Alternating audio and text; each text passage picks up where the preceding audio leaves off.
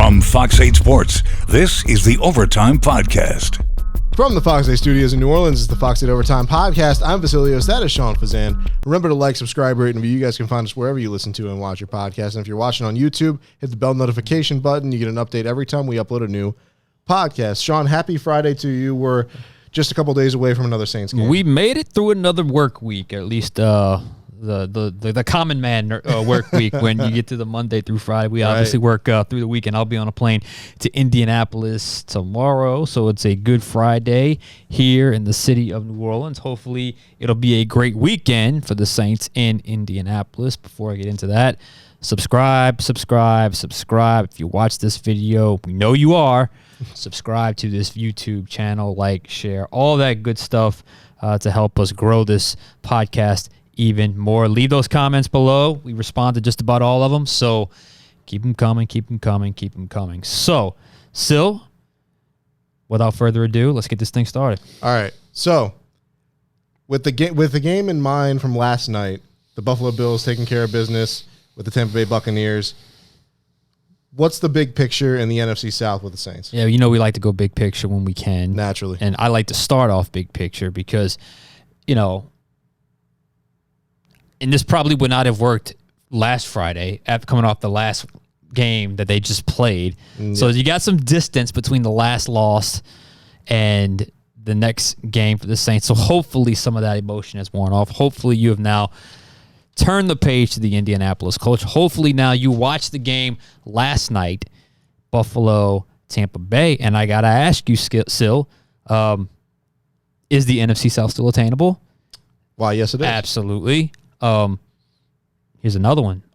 Do the Saints have the best roster in the division still? Yes. I would agree. The Saints still have the best roster in the division. Is Derek Carr still the best quarterback? And again, I could not ask that last Friday because I could feel some of you guys cringing right now because I am not trying to rally for him. I'm just because I'm watching it unfold. I'm watching Baker Mayfield who's come back down to earth. I'm watching Desmond Ridder last week, who is not a difference maker. Bryce Young is still very young. And Derek Carr has been average, but is Derek Carr still the best quarterback in this division? Yeah, if you're looking at the baseline average, I'd say he is. So, all good things, I guess, but a weak division means absolutely nothing if you don't take advantage. So, the division has done their part for the Saints. It's time for the Saints now to take advantage because I'm not playing this card ever again. I'm not doing the NFC South weak division ever again. I think we probably run out of that by now. I didn't think I'd have to use it this much first 7-8 weeks of the season. So, everything the Saints want is still attainable. We know that. They know that. They're still, a game out of first place, and now they share the same record with the Tampa Bay Buccaneers. By the end of the weekend, they could be in either first place or second place, or even if they lose, they would the worst it would be 2 games back. But it has to come together, and the divisional crutch, this is it on this podcast. I mean, we'll talk about it in terms of standings from here on out, but we're not going to use it as a reason for optimism, reason for being glass half full. But the truth of the matter is, especially after watching that national televised game last night, Tampa Bay versus Buffalo, no one in the NFC South scares me. So the Saints could stumble into an NFC South championship. That's just the way it is. But they have to take advantage, and hopefully this is the weekend they do so. So, when you're looking at this game against the Colts, who has to have a big game for the black and gold? All right, so we've talked a lot about Derek Carr lately. We've talked a lot about Chris Olave lately. We've talked a lot about Pete Carmichael lately. We've talked a lot about the defense lately. But let me just ask you this. How good has Alvin Kamara been? Okay, he's been okay. I mean, he's been good if you're talking about sheer volume of touches. But I'm ready for the Alvin Kamara game. Yeah. I'm ready for the Alvin Kamara take over a game, best player on the field. We've seen it a million times since he's been with the Saints. Because, look, he's kind of been anointed the guy that gets to kind of tell it like it is with the press, with us, and the media, expresses frustration. I love it. Hey, let us hear it. But I haven't seen that. He hasn't been bad, but I haven't seen that take over a game Alvin Kamara type performance. I think now is the time for the Alvin Kamara type performance because look, if we're being honest, a lot of mistakes made last Thursday. He had a few. Yeah. He had a few, and it's not like he hasn't had opportunities to do big things. I'm not talking about look, he's getting the tough yardage, he's doing the small things, he's moving the sticks, but 24 touches against Tampa Bay, 25 touches against New England, 26 touches against Houston, 29 touches against Jacksonville. He's getting his hands on the football, is what I'm saying.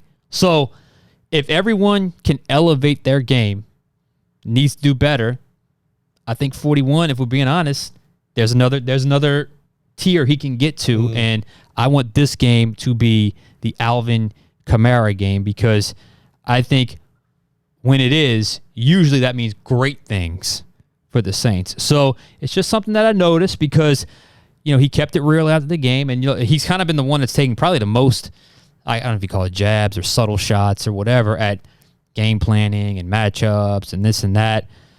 But I think in Deuce and I've talked about this all the time. Alvin is a fantastic player, but where he's kind of leveled off a little bit, and last year was everybody keyed on him, so it wasn't entirely his fault, is the big play, the explosive play, the 25-yard run, the big catch where he busts one for 30, 35 yards. Christmas 2020. Exactly. Oh, that was a great game.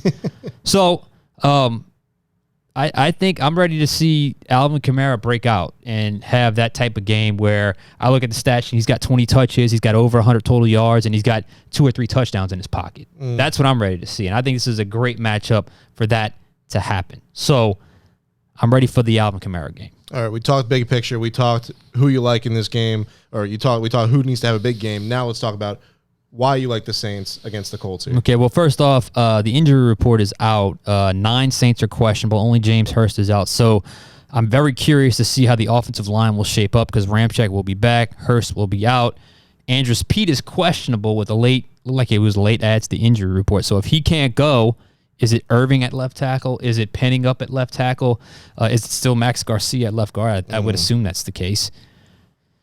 So that's something to really watch going forward if Andrus Peat cannot go. But I wanted to shed some light on this, because lost in the hysteria of a bad game, bad body language, stuff where eruptions on the sideline, and it was a weird feeling, a bad feeling leaving that game. Lost in that was, generally speaking, games on a short week, there is a team that just plays bad.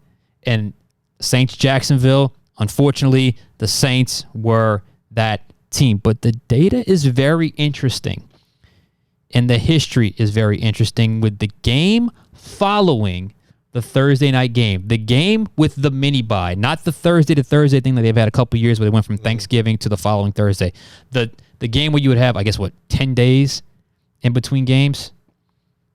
You want me to read off some stats? Go for it. All right. Last year, the game after the Thursday night game, they won 24-0 against the Raiders. 2021, they won 30-9. I believe that was the Jets.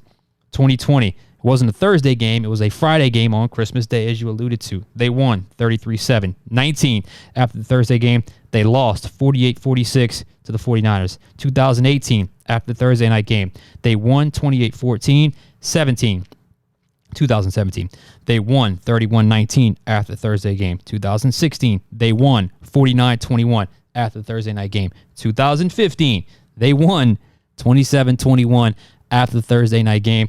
2014, they lost in overtime 27-24. Coincidentally, both the losses were against the 49ers. Still, do they play the 49ers on Sunday? No, they do not. They do not. My point to you is,